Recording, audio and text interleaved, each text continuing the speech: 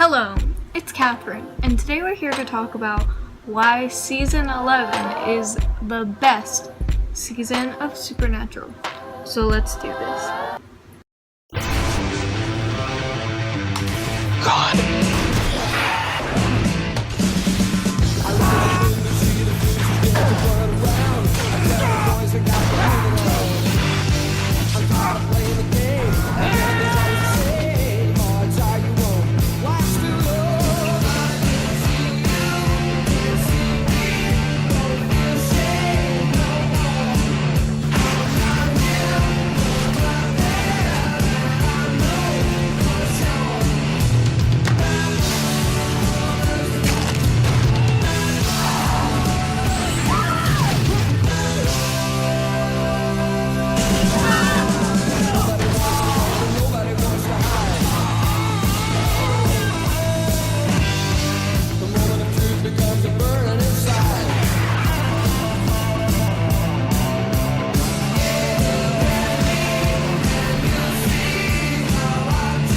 Tony Bevel, Men of Letters, London Chapter House. They sent me to take you in. Put the gun down. Stop. You and I both know you're not going to pull the trigger.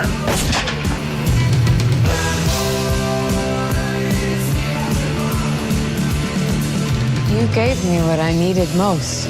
I want to do the same for you.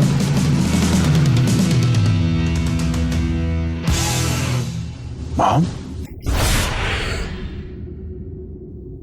So it starts off with no one dead, which is a super repetitive and annoying plot of almost every season. Someone's dead or gone, and there's no, oh, where's my brother plot. Where's my brother?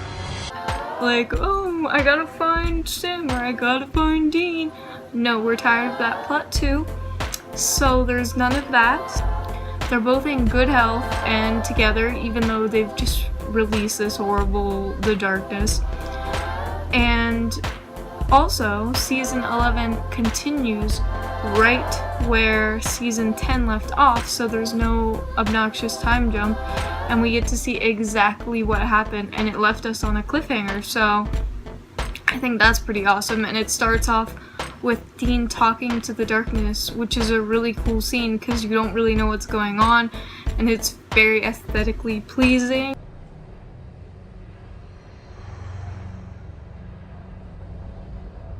Hey! The hell's going on? Also starts off with Cass having his own plotline, which is super rare, and we get scenes of Cass where Dean and Sam aren't there, and we get to see how he's dealing with the attack dog spell that was put on him by Rowena at the end of Season 10. Cass? Sam, Dean, goodbye. And maybe sometime before we see one another again. So then we worry about Cass, and so while the plot with the darkness is going on, we're also getting scenes of Cass and him trying to get help with this spell. Also, we don't know anything about the darkness when Season 11 starts off, and I think that's really cool. Like, who is the darkness? Why was she locked away? What does it have to do with the Mark of Cain? And how can they seal her away without giving Dean back the Mark of Cain? And I think that's really cool. Like, a lot of people say she was kind of lame and not scary, but I think she was badass. Like, we don't know anything about her. We don't know why she's here, who she is. We just know she's called the Darkness. And then she just she talks to Dean, and then she just disappears, and we have no idea. We don't know anything. Also, she's the biggest bad guy they've ever fought. Like, they fought Lucifer, but this seems to be bigger than Lucifer. Lucifer could only do so much. He's just an angel. He can't really. This is the darkness, which is, as far as they know, she's like has this massive amount of power that Lucifer just doesn't have. I love when Sam and Dean are talking, and Dean wants to kill everyone of the people that are infected by the darkness. But Sam says, no, we need to stop with the killing, and we need to start asking questions and figuring things out again like we used to. And I really like that we see that side of Sam again, because like in season 10, it was just all about Mark of Cain Dean, and so many people died. Now he's acknowledging that they need to go back to saving people and not just killing without asking the right questions. And then in the next episode, Sam does save people, and it's really cool, and he has to get infected himself to learn how to save himself, but I love that. I also like when the character Billy is introduced, because she's this like ominous threat that clearly wants them dead. What lives dies. So the next time you or your brother bite it, well, you're not going to heaven or hell. One of us, and Lord, I hope it's me, we're gonna make a mistake and toss you out into the empty. And nothing comes back from that. Also like how Crowley is introduced pretty early in the season. I think it's the second episode, and he gets kind of his own plot line with taking Amara and of course trying to get her on his team because he wants power. The episode Baby, amazing episode. We get to see everything from the point of view of the Impala, and I just thought that was so cool. They've taken the Impala, which we all love, and we get to see everything from that point of view, and I just think it's a really cool episode. The plot is a little weird, the hunt is a little strange, but it has humor, and then we get to see like what seems like young John Winchester, but I think that was really cool that Sam's like getting these visions and he doesn't know what they are and he's confused. Dad? You okay, pal? Look a little spooked. When they get Cass back, it's a little different this time. They're really protective of him, and Cass is really affected by this attack dog spell that was put on him, and he's kind of spooked after season 10. So he's kind of, we see in Baby, he's like stuck inside, he doesn't want to leave. He's starting to feel, I think, guilty about things he's done in the past, and he's having trouble facing himself.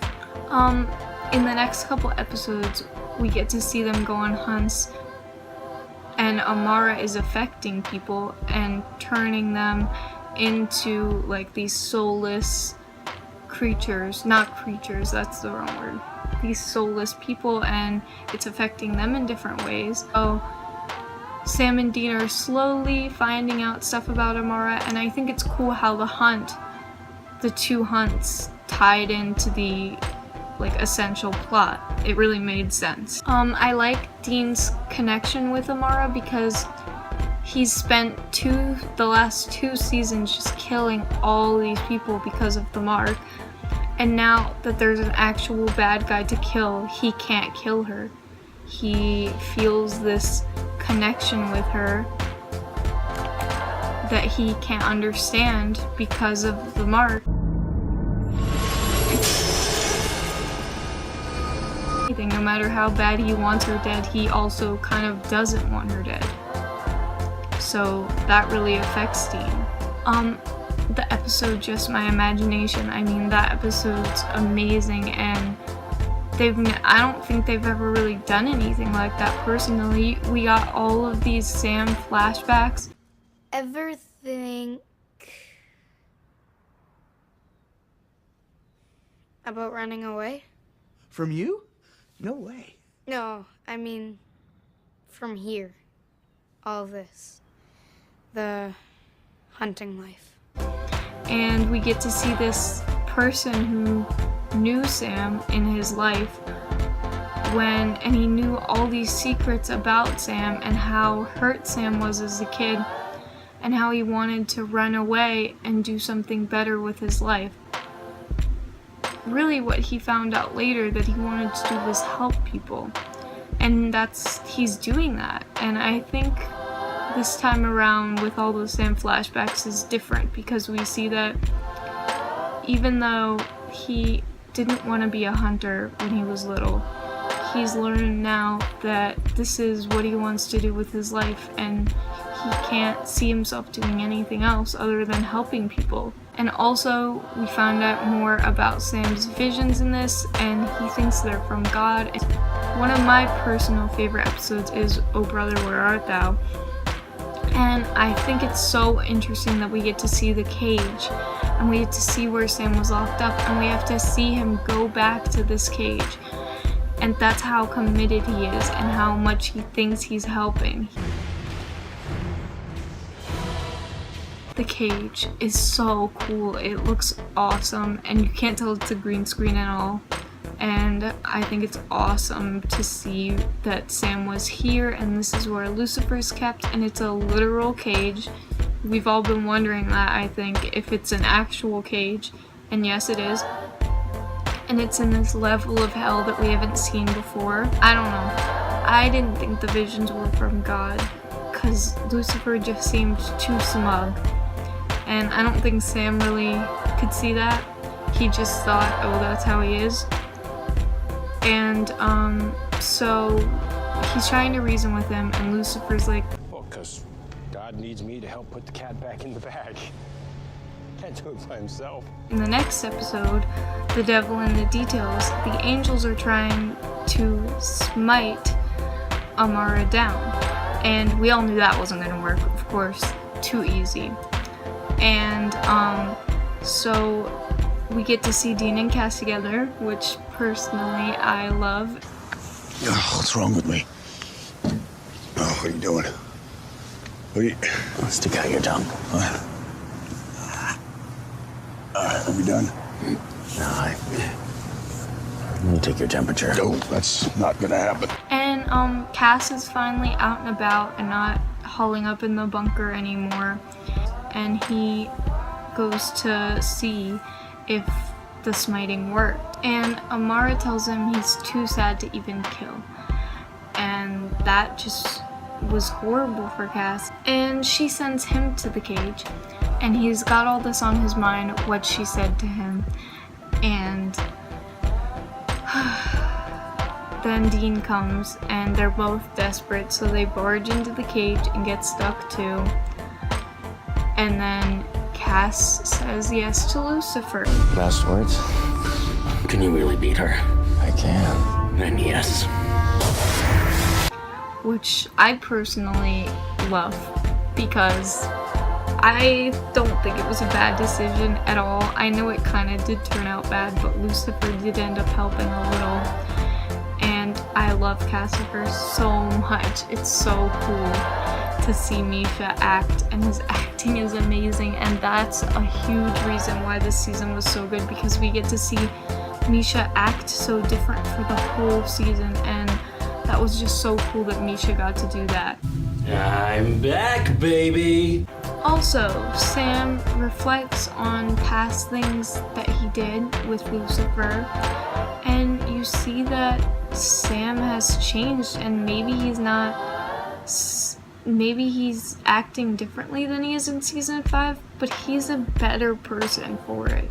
And he tells Lucifer to screw off, because he is ready to sacrifice everything. He is. And he's not gonna say yes to him to do it. But then Cass says yes, and now Sam and Dean are completely clueless that anything's wrong with Cass. Which, hello, bad friends, you didn't notice that your own friend was possessed by Lucifer. Okay, sure. Sure, Jam. You all right? I think so. I will be. So then we have a whole new problem, and they don't even know that it's a problem. And then Sam says sorry to Dean for not looking for him, and I thought that was a really nice moment between them. And he's never really said sorry for that, and I think it's good that they did that, because it might have been weighing on Sam for a while that he did that, and Dean forgave him, and that's good. So now we have Cassifer running about and Rowena dead, as far as we know. And they go and see Jody and Claire, because Claire's having issues and she thinks she's hunting. And I think this episode was so good because we get to see like Jody's house and how she's raising Alex and Claire, and how Claire's doing and how Alex has been doing, and Alex is like well adjusted. But we also find out that they're always gonna have to deal with monsters, and as much as Alex doesn't want to be a part of that life, monsters are always gonna be there. So she can't just pretend like that part of her life didn't exist. And I think this is really cool that we got to see so much of them. And we get to see Sam and Dean in kind of a family setting, and I like that too, because they're really happy in this episode. And I thought it was a really sweet episode. Okay, and in the episode The Vessel, personally, I don't like the plot of this episode. I thought the going back in time thing was kind of fillery and not very interesting. It's one of the only episodes in season 11 that I don't like. But I do love the end, because we get to see this amazing scene with Cassifer and Sam. Maybe it's because you're like the girl who kept turning me down at the prom. I will touch your soul, just because you asked so nicely, and I'll use your spell to blast through the warding and retrieve Dean and the Hand of God. And then when Dean comes back and he finds this place decorated with your guts, I will tell him the truth, Sam. I'll just say, Dean.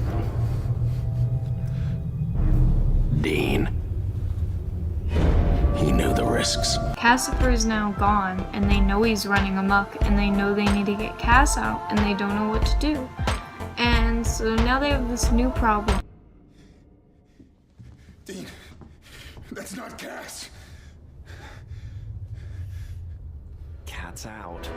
Then we have this amazing episode, Safe House, where we get all these Bobby and Rufus flashbacks, and we get to see how similar it is to what Sam and Dean are doing, and how they're kind of like following in Bobby's footsteps, and I really like that. And we all missed Bobby, so it's cool that we got this flashback, and they got to kind of feel connected to Bobby by reading everything he wrote about this hunt. I would like to know what this official business is you're here about. It's officially none of your damn business, ma'am. Were you ever nice? 1985. Worst year of my life. And then we have the episode Red Meat, where, of course, Sam dies in the beginning. And this episode was crazy, and he dies in like the first 5 minutes, and it's this horrific scene. And Dean, of course, sacrifices himself right away to save his brother, same old Dean. And I think this episode is crazy, and the werewolves are crazy, and these people are so crazy, for lack of a better word. And we see Billy again, and he has to beg her for help, and you know, she wants him dead, but the hospital people are able to bring him back to life, luckily. And we find out that Sam was alive, and Dean did this ridiculous sacrifice over nothing. And I think that hit Dean a little hard, and they never talk about it, so Sam never knows that Dean was dead for a few minutes. Then we get Hell's Angel, and this episode's amazing, and they finally decide, okay, it's time for us to deal with Cassifer.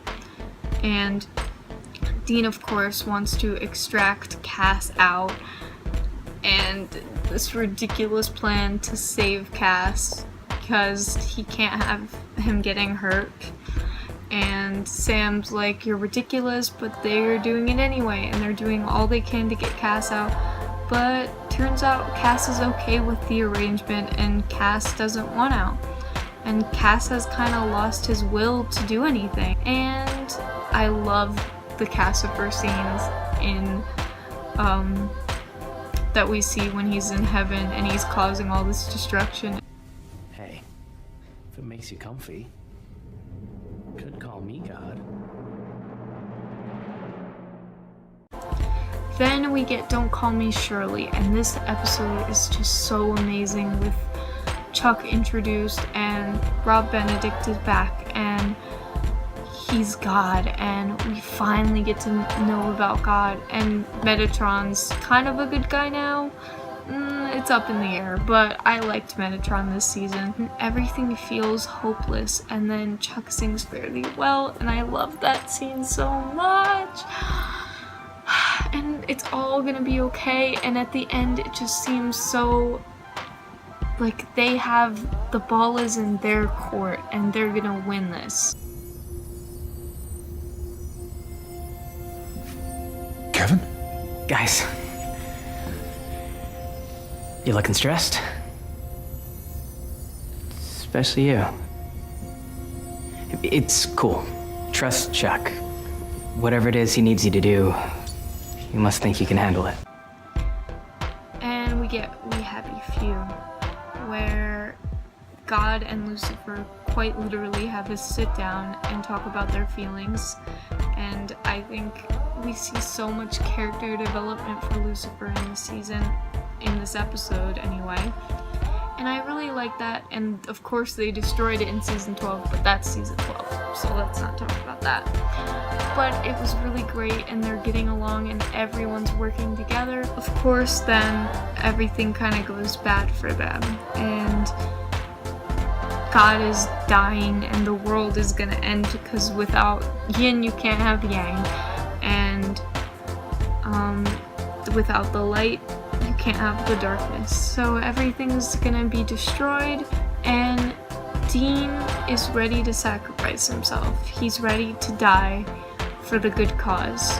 I think it's cool to see that Sam and Dean aren't as codependent here, and Sam's letting him do this, and it's the only option, and he's gonna be this bomb that blows up Amara. And it's the goodbye scene, and I really love where he's hugging everyone, and it's very aesthetic. Yes. Okay. All right.